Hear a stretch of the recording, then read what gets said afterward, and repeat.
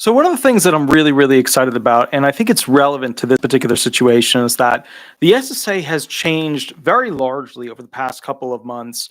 And to be fair, I love its commissioner, Martin O'Malley, and I think he's doing an incredible job with the SSA. The SSA was in very, very, very deep, turbulent waters, and the problem was that they were having massive employment issues, with which they're still kind of having, but they were also not pushing through basically these ideas and rules that could become the Social Security rules and regulations, the SSRs, that ultimately would change the fabric of how we do this program. Martin O'Malley, Commissioner Martin O'Malley, has done a really good job at getting those things to the forefront. Another thing that I think is really important to acknowledge is that as we're at the midway point of 2024 with the Social Security Administration, the SSA has started to fight back. This is a direct image from their website where it says, "Alert! Reports of a $600 payment increase in June are false. No COLA increase will occur until January of 2025. And what I think is really incredible about that is that there are a lot of YouTube channels and other social media channels and also legacy news stations who were reporting that there was going to be a $600 payment increase. And some of you guys know those channels on YouTube. You know, they have hundreds and hundreds and hundreds of thousands of subscribers, and they kind of peddle things and they peddle titles that equate to that. But I'm really proud to see that the SSA is starting to fight back against these things because, you know, you can kind of see that the future of the SSA is being more aggressive at protecting what it is, like the reputation of the Social Security Administration going forward. Now, they accompany that with a cost of living adjustment information sheet. Obviously, you guys know they take 3 months of analysis, averaging algorithm. And then basically in October, they decide what the actual cost of living adjustment is going to be. And then in 2025, you get that boost, right? That's how it normally works. Now, there's another thing too. There was an emergency message that was released. And the reason I'm giving you this update is because there were a couple Social Security Administration employees who commented on a couple of the prior videos where I explained how potentially in 2025 SSA could remove benefits. Tactics they could use, of course, the new one being artificial intelligence, which they're spending a ton of money on to go ahead and make it do what they want it to do with analysis, research, and catching fraud. One of the big things that unfortunately happens when SSA employees give like a knife jab as to, well, this is how it actually works, is that they're usually wrong. And the reason they're wrong is that they don't know beyond their office and the office that their office interacts with. So, for example, we had a couple employees from the SSA go ahead and comment and state, hey, I've worked at this office for a billion years. I've worked at this office for 10 years, 15, 20, 25 years, whatever. And they were saying, they're trying to completely end, or they've completely ended all CDRs for the rest of 2024. And therefore, they're not going to be able to remove benefits in 2025. There's so many incorrect things in that statement. I just have to clarify real quick so you guys understand specifically what's going on. First and foremost, if Trump were to win the election, you would no longer have Martin O'Malley, the commissioner that's doing a great job right now. You'd have ultimately a better economy, but you would not have a really good cheerleader like Commissioner Martin O'Malley. As a result of that, any and all things that Commissioner Martin O'Malley did would be up for grabs for changes. And so if you had another Commissioner Saul type of individual, you better believe there would be a significant increase in how many CDRs would be started, developed using AI tech to go ahead and hunt people down where they think there might be fraud, anything like that. Next thing that the SSA employees that commented got wrong is that not all investigations are CDRs. A lot of them are reporting, it's if this CDR, if I had to erase one because it was so wrong, but bottom line was not all CDRs, right, are investigations, and not all investigations are CDRs. CDRs are continuing disability reviews. That's where DDS will be part of the equation to see if somebody should still continue to receive their benefits while using the 8-step sequential process. When OIG opens an investigation for fraud, it doesn't always reach DDS. It doesn't always become a CDR, right? So sometimes it doesn't rise to that level. And sometimes it's more criminal in nature than, a quick CDR situation. Sometimes it's a really quick, we're removing the benefits and filing criminal and civil charges against you. So you have to understand it's a little bit more complex than just what that person in their office sees when it comes to how their individuals and their bosses and the offices they communicate with are actually dealing with it. Yes, they are correct that they are significantly reducing the numbers of CDRs that are being done. I am getting reports that many offices are complete shutoff valve for doing CDRs through the rest of 2024 so that they can attack this backlog of claims that they have. However, I just want to go through what's actually been published by the SSA so that people have a little bit of a better understanding as to what they're saying. And also, to the people, when I say, like, this hasn't been spoken of anywhere else on the internet, or the internet isn't really talking about this, or blah, blah, blah. And then when somebody chimes into the comments, well, then it must be false. It must be incorrect. It must be blah, blah, blah. Dude, I read to you guys the official SSA reports. This one here, just here. You can go read it for your. Can you see it right there? Can you see it? Right? Can you? It's right there. So for all the people who think it's fraud, these are the actual SSA reports that I'm reading to you. Like, I don't just. You ever think how weird that is when somebody's like, it must be incorrect. It must be untrue. I literally hold the piece of paper, and if you think I can make this up in their language in real time, God bless you. God, you give me superhuman powers that I just don't have at literally what it is right now, 1:27 a.m. in the morning, with a hearing in the morning, in so many hours from now. Let's go through it real quick. Identification number EM-24021. Published effective date 5/21/24. So we're talking about like 20 days ago. This thing was published. Okay. And remember, the employees on behalf of the SSA were commenting that it was a complete shutoff, that any and all CDRs are completely ended. Please remember, some of the offices, yes. Some of the offices, no, not yet. So here we go. Originating office, DCO, ODD, 2024, full medical CDR workload, one-time only instructions, EM emergency message. This was an emergency message released by the Social Security Administration. Okay, retention date, 9/30/24. Purpose, this emergency message provides DDSs with workload guidance for the processing of continuing disability reviews, CDRs, for the remainder of fiscal year 2024. Okay, so this document, right, because remember, if Trump gets in, like, nothing that Commissioner Martin O'Malley does is going to be, upheld. He's going to put in a new commissioner immediately, because, Biden did that to Commissioner Saul. Trump will do that to Commissioner Martin O'Malley, which is sad because Commissioner Martin O'Malley is a really good commissioner. Background: with the enactment of our full year appropriations for this fiscal year, we are lowering our full medical CDR target from 575,000 to 375,000. This reduction will allow DDS to focus on processing initial disability claims and reconsideration cases. The field offices will not send additional full medical CDRs to the DDS for the remainder of fiscal year 2024. Again, the field offices will not send additional full medical CDRs to DDS for the remainder of 2024. I read that sentence twice because people who don't have it turned on upstairs would think that there's absolutely no more CDRs being processed. No, that is incorrect. There will be CDRs being processed. There will be CDRs that still occur. There will be CDRs that are started and promoted and requested as a result of OIG getting a report from the CDI units. Yes, they will still occur. What was weird was seeing SSA employees say there's not going to be any more. Come on, guys. Like, you're in the system. You're in the system, But again, that's the problem with the SSA employees that watch these videos. Like, they have a plateau of knowledge, right? And on that plateau, right, there's other little plateaus out there that they talk to, other offices. But they don't always read the official reports that come from OIG, Commissioner's Office, the official, the SSR. They don't always read like the big up there document or whatever. But I'll read it to you again. The field offices will not send additional full medical CDRs to DDS for the remainder of fiscal year 2024. That doesn't mean that they're not going to have any more CDRs. Just you get it, right? You got that sentence doesn't mean that it's a complete cutoff, right? Again, let me read this other sentence so you kind of get the numbers here. With the enactment of our full year appropriations for this fiscal year, we are lowering our full medical CDR target from 575,000 to 375,000. Okay, so they were trying to do 500,000 CDRs, but now they're going to do a little less than 400,000 CDRs.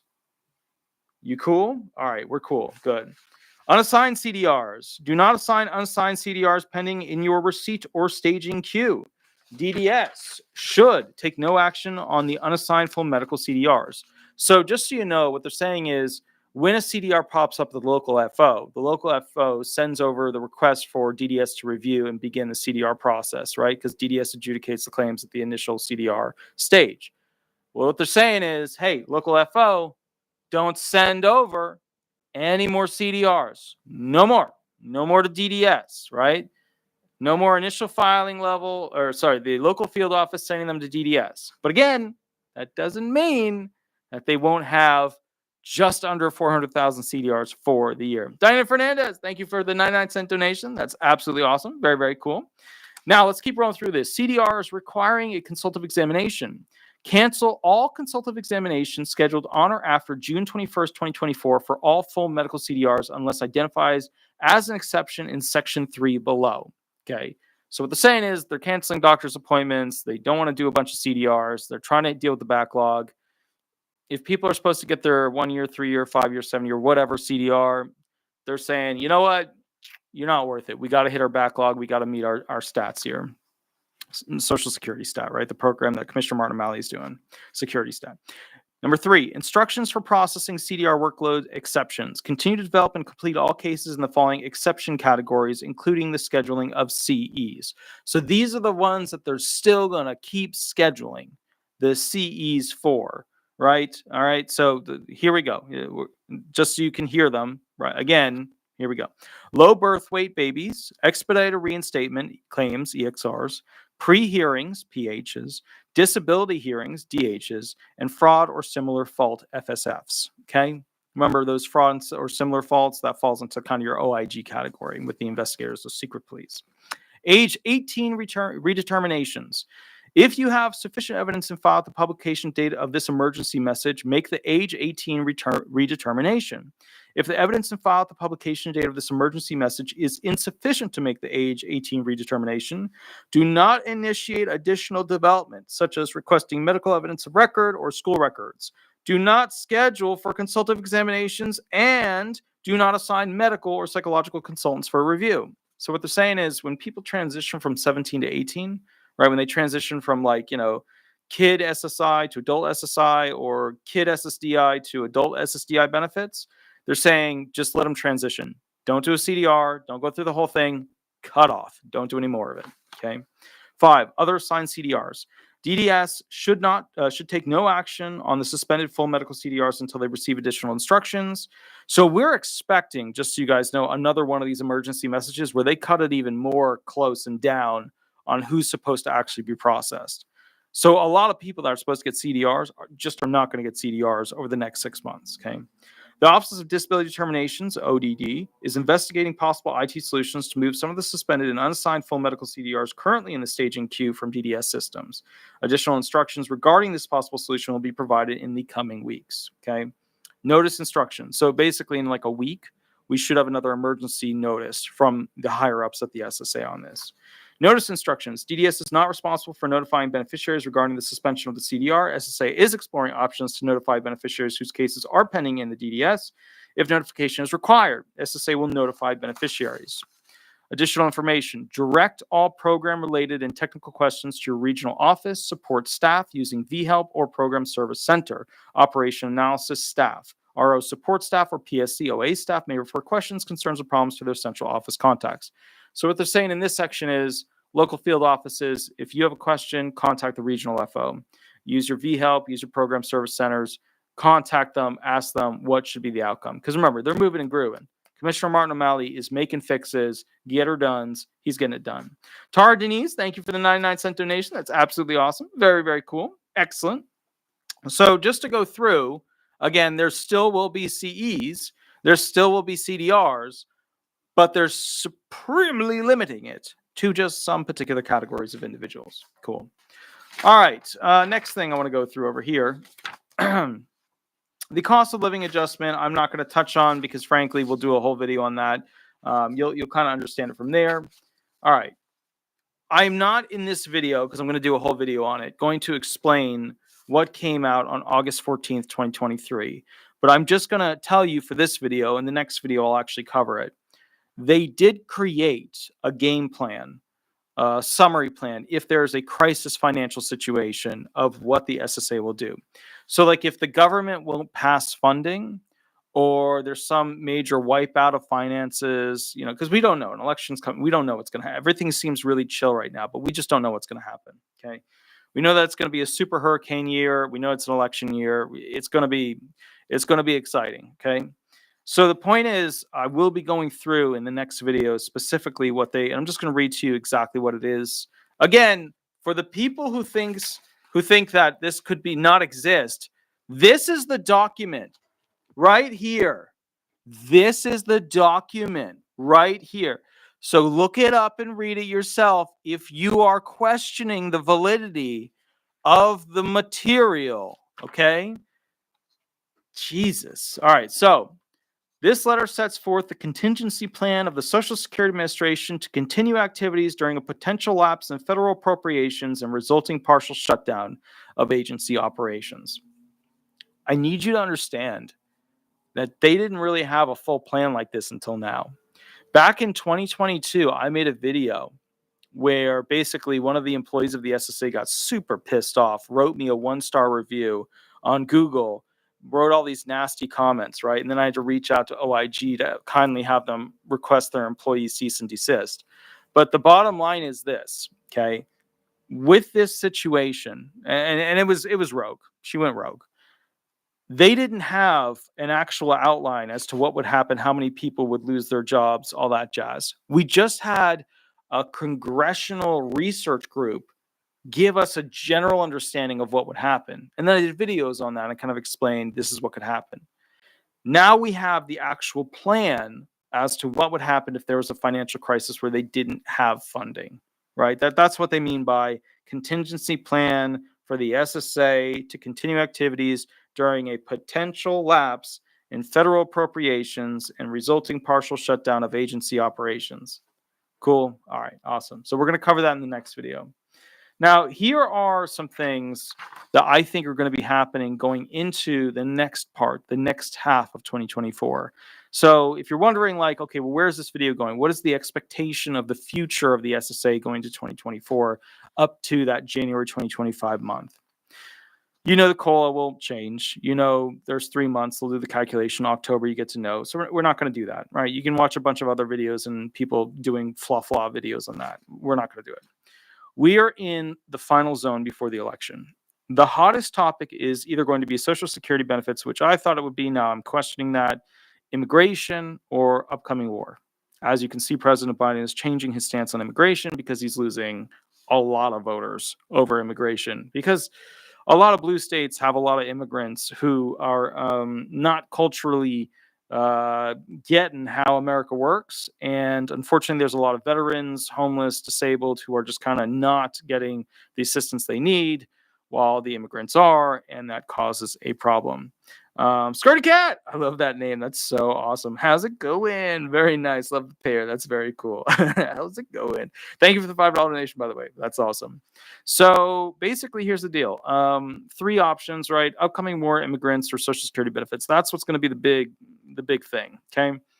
There will be someone in the comments section who is to some degree not mentally sound, who will tell us that the economy is right now amazing, that war will never happen, and the Social Security benefit increases are coming.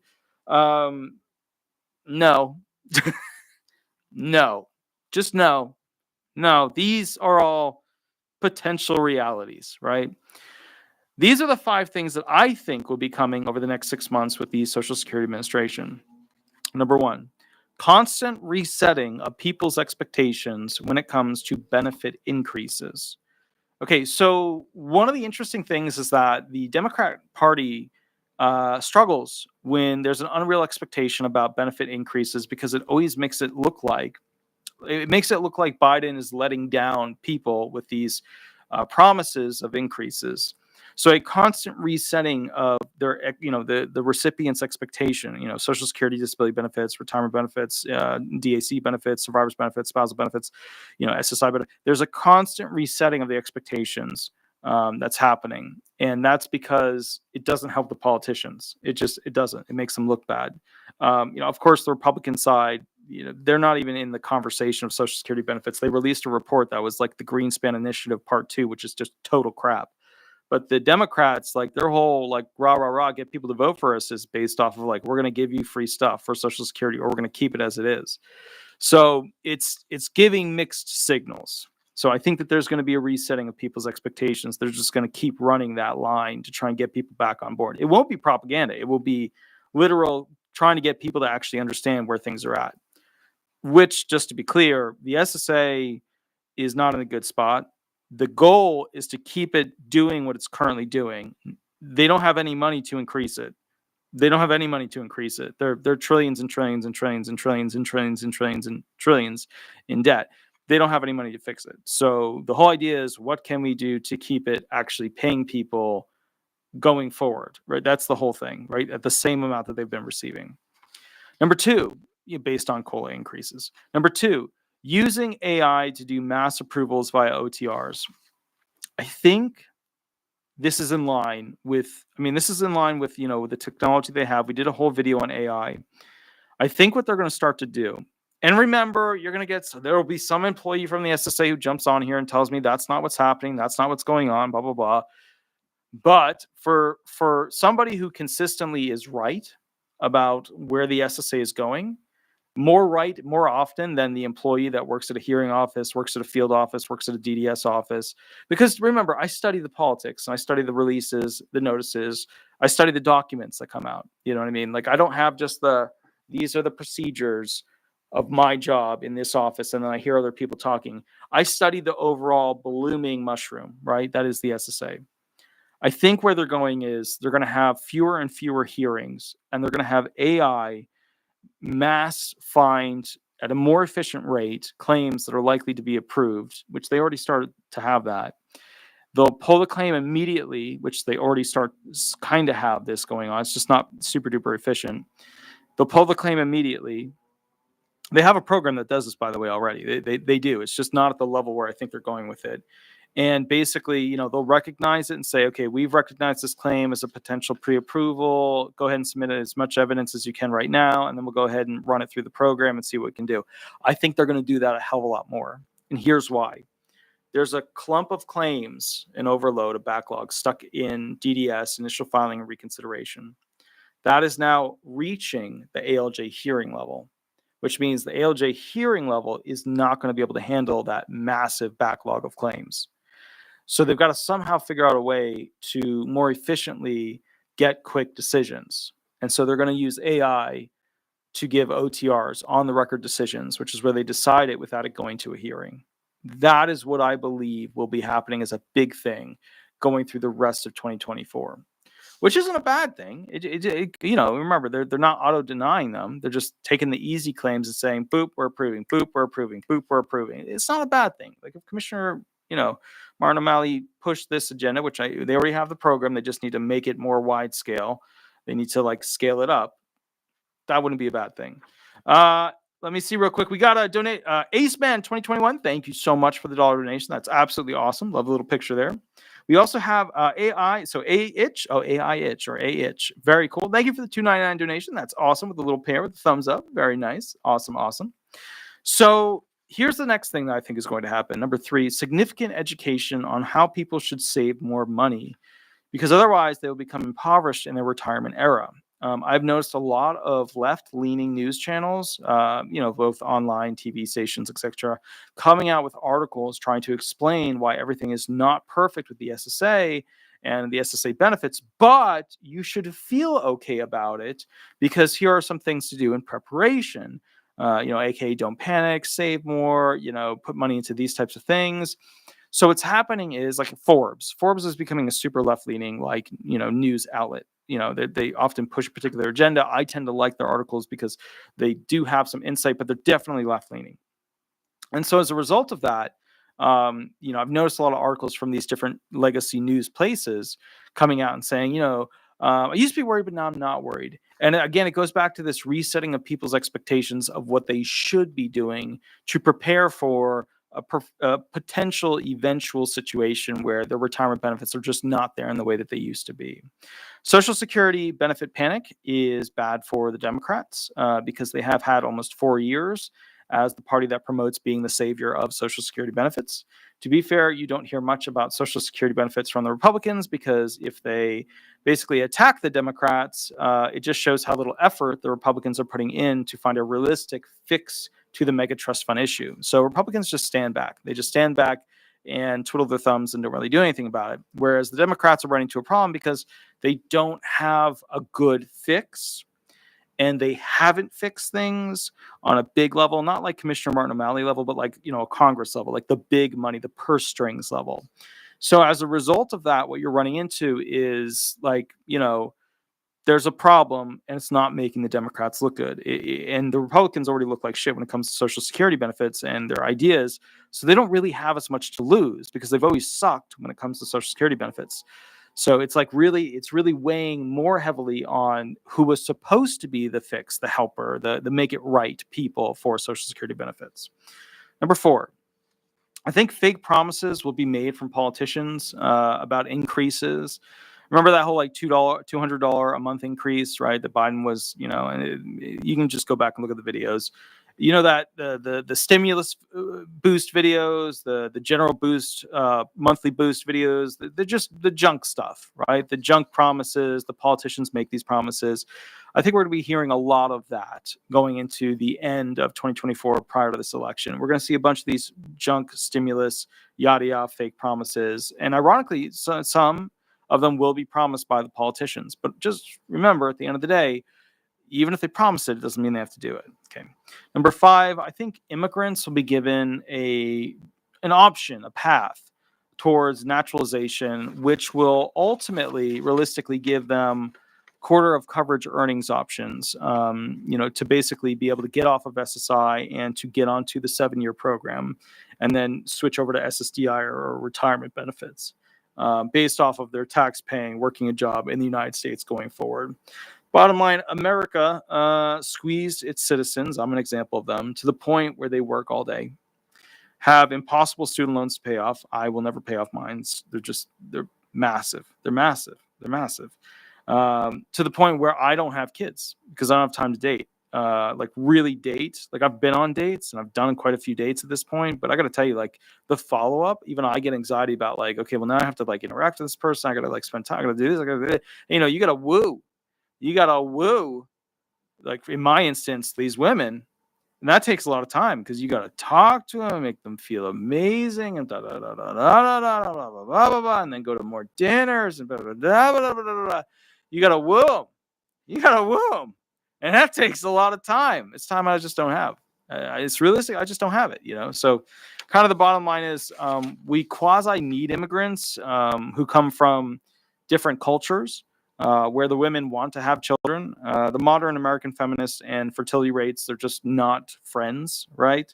So in reality, the whole collapse of our system is facing a collapse because of fertility rates being so low, because not enough children were made over the past 20 years to go ahead and create work product, pay taxes, to pay for the retired people that are over 65, 62 even. So we actually need these immigrants. And we need the women who want to have kids, as part of the culture, to make more children that can then, at some point, be taxed so that we can actually afford to pay our elderly what they were promised. That's crazy, right? Our citizens can't have kids because they're working too many hours. And then, of course, there's other citizens who never work a day in their life or work very little and have, a bunch of kids. But the point is, like, there's not enough people having children that are U.S. citizens. So these immigrants from other cultures, we're gonna have to find a way to basically get them to immediately partake in the American dream process of getting taxed. That's literally the fix. The fix is we've screwed over the culture of American citizens so badly that they no longer create families because they're like scared bunnies waiting for some wolf to eat them, financially destroy them, be one paycheck away from not having enough to eat. It's not good. It's really, really bad. And the worst part is everybody's laughing at these videos where like the kids are like, I can't afford anything. I can't do anything. I can't afford the clothing I need. I can't afford the rent I have.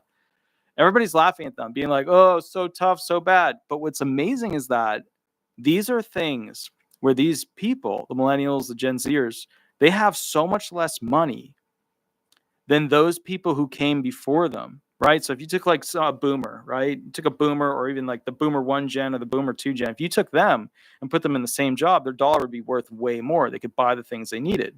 But you take the modern day millennial or Gen Zer, like they're working, actually they're now working more hours and they're making less money. So it's a bad situation. And everybody's like, whatever, screw you millennials. But the millennials are the key, the literal key to the future success of retirement benefits. I don't know if some of you guys don't realize that. And I just want you to understand this. The group that's going to pay for the giant chunk of boomers to continue to receive their retirement benefits, that's the millennials. They're the most in the saddle paying for that. And they're doing horribly.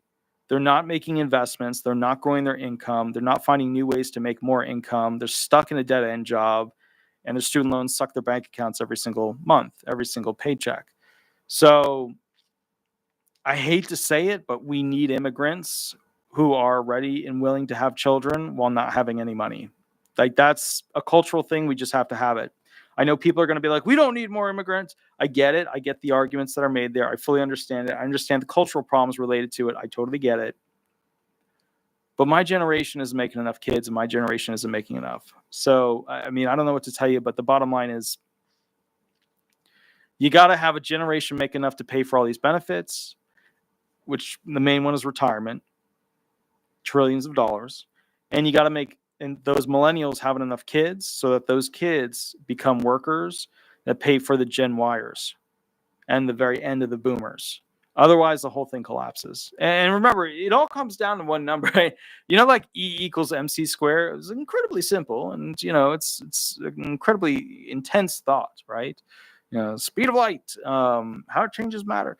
But point is, the E equal MC square of Social Security's entire benefit system is a simple ratio. It is how many people are paying in to how many people are receiving. And it collapses. Well, it crumbles in 2033, 2034, and then it collapses around basically the end of 2040-ish. So, like collapses. There ain't enough babies that grew up to work and become workers. So anyways, also to the people who are really mean in the comments to me and say, I always do these downer, depressing videos. No, I give you what's actually happening. That can be very, very frustrating for some people. I totally understand that. That's fine. But I give you exactly what's happening. And that's important because if you feel like this information is so down and so scary and so terrible, then maybe you should learn about it and do something about it. I understand I'm not the most popular Social Security channel out there. I am the most viewed Social Security disability attorney out there. But I have always promoted, go read it yourself. Look, here. Go read it yourself. This is directly from the SS. Go read it yourself. Go read it yourself. There it is. It's right there. Just go read it yourself, right? Go learn. But the reason I do these videos is to help people understand where this whole thing is going. And then, of course, just one last note, and then we're going to go to the last video. I'm just doing 2 videos tonight. The rule change, which I didn't see the public policy. I didn't see how this was genius for the Democrats. I just didn't see it at the time. But then when I was sitting in that hearing and the judge woke my butt up to it, my eyes just way open. I was like, no, now I see it. When they changed that 15-year to 5-year rule, because let's call it like it is, none of you remember how to really do well a job you did 15 years ago, unless you worked in the same industry and basically did the same job or just had like a different title with that same company, right? None of you remember how to do crap from 15 years. If I said to you, get on that lathe and make me something metal, right? You'd be like, it's been 15 years, man, right? You wouldn't have the wiggle right, the smooth and roll, you know what I mean? You just wouldn't have that right. But now it's 5 years. Remember, June 8th, they changed the rule. That was just a couple days ago. So the point is, now you're going to get a lot of homeless, low-income individuals getting benefits when they normally wouldn't get them, because with their limited education and only having to basically look at the past 5 years where there's no additional jobs, some of them get automatic approvals under that. Remember, under those 3 special medical vocational profiles? So you're going to be seeing a lot of low income and potentially future immigrants falling under that category. So you're going to be seeing a lot of low income and immigrants over the next, I would say, 2 to 3 years, really using the hell out of that change in law. So, all right, guys, I will catch you a little bit later, but please remember to like and subscribe. Please remember to like and subscribe. Also, head to Google, type in Disability Resolution Law Firm or Disability Resolution Florida. Throw some reviews up there. I always love waking up to see those stars. Also, Tuesdays and Thursday nights, I go live to answer questions for free. If you need a full hour, just a private session, there's a little mini contract below where you can buy one. Other than that, during the live sessions, remember, use a fake name, have your question ready. Go ahead and basically, when you answer the phone, you get 5 to 7 minutes, and please, no story mode during those live sessions. I'll catch you at the next video. Give me about 10, 15 minutes, and we will go from there. Thank you so much. And I will see you shortly. Thank you so much. All right. Bye-bye, everybody. Bye-bye.